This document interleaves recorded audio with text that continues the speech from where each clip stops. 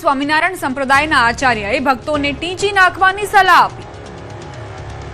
કાલુપુર સ્વામિનારાયણ સંપ્રદાયના આચાર્ય કૌશલેન્દ્ર પ્રસાદનો આ વિડીયો ખૂબ વાયરલ થયો છે, જેમાં તેઓ હરિભક્તોને ઉશ્કેરણીજનક ઉપદેશ આપી રહ્યા હોવાનો દાવો કરાયો છે। વિડીયોમાં કૌશલેન્દ્ર પ્રસાદ ચોખ્ખા શબ્દોમાં સામેવાળાને ટીંચીને એટલે કે મારીને આવવાની સલાહ આપી રહ્યા છે। તેમણે તો ત્યાં સુધી કહી દીધું કે સેલ્ફ ડિફેન્સમાં ગોળી ચલાવી હોય તો પણ માણસ છૂટી જાય છે। જો કે તેઓ કોને ટાર્ગેટ બનાવવાનું જણાવી રહ્યા છે એ સ્પષ્ટ થયું નથી।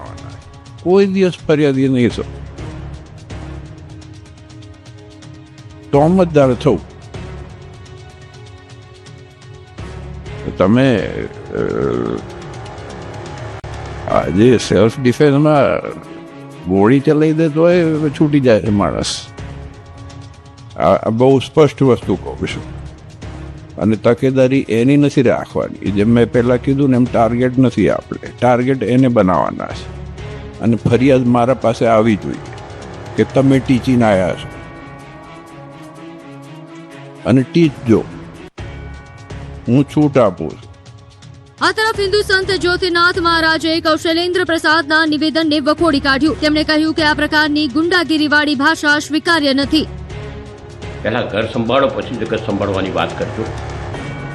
તમે સમાજને જે ખોટી વાતો રજૂ કરો છો, ખોટી દુષ્પ્રેરણાઓ આપો છો, ઠોકજો, મારી પાસે આવજો, બેસી જજો, હું બચાવવાવાળો બેઠો છું, આવું ન કહી શકાય। આની પર તો ખરેખર પોલીસ કેસ થવો જોઈએ।